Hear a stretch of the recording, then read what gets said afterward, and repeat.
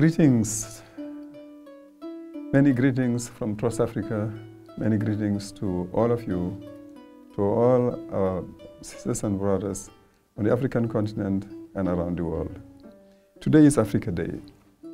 It's a day when we remember, when we celebrate, and when we reaffirm our commitment and our resolve to advance the struggle for the emancipation of our people everywhere, including those in the diaspora, and the transformation of our continent.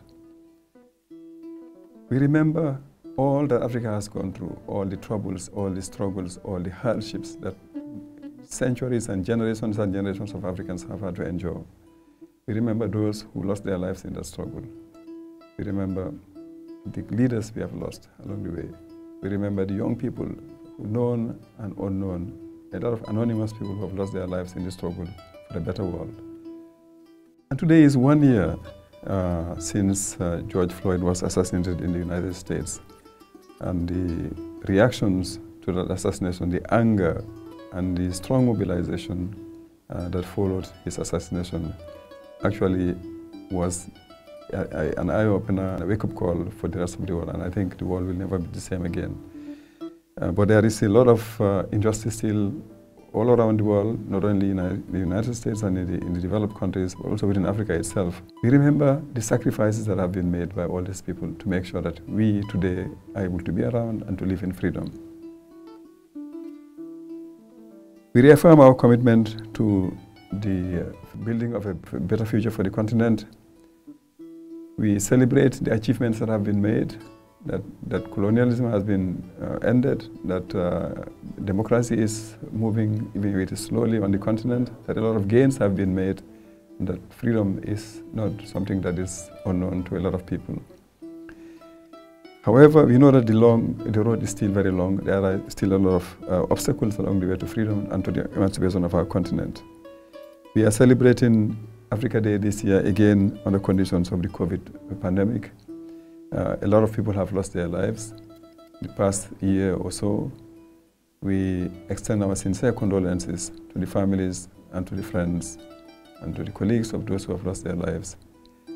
We hope that in the course of the coming year, we will not be only dependent on vaccines provided by others to the African continent, and that greater efforts will be made for Africans to have access to the vaccines that are already available, even if they are produced elsewhere, particularly elsewhere in the south.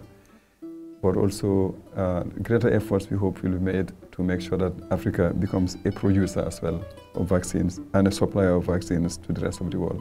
We can do that. It is not beyond our reach. We've seen small countries elsewhere able to do that. The greatness of a country and of the continent is certainly not only in terms of the numbers. We have both the numbers and all the things that could make us a great continent and a great people. We know that a lot of people have lost their lives on the high seas trying to move to Europe, seeking greener pastures, as if the only future that is possible is to be found outside of this continent. But we also know that a much larger number of young people are still on the continent fighting it out and determined to make sure that life is better, and are struggling by all the means that are available to them to make sure that they build better lives for themselves and their communities and build better futures on this continent. At TrustAfrica, we say that we must be more than ever determined to be the ones shaping the future of the African continent, and we must be key players in the shaping of the future we want for Africa and for the world. And we can only do that in unity. Africa must unite, as Kwame Nkrumah has been quoted as saying. As responsible citizens who must work towards making our leaders accountable and continue to put Africa first in everything that they do, we can make sure that Africa has a future that is much brighter than is sometimes said to be the case. We have the resources, we have the talents, we have the resolve. All we need to do is to improve in terms of our organizing. And that's where, as the great Tajuddin Abdurrahim used to say, we need to organize less and organize better. We must make sure that initiatives like the African Continental Free Trade Area become people's integration processes rather than mechanisms for creating just larger spaces for big capital and for multinational companies, or to be just extensions of the global market. And we can do all that by pooling our resources together and by working together. And if we work together, and if our governments work together with all the major actors on this continent, including the private sector that is patriotic, we can have vaccines produced on this continent.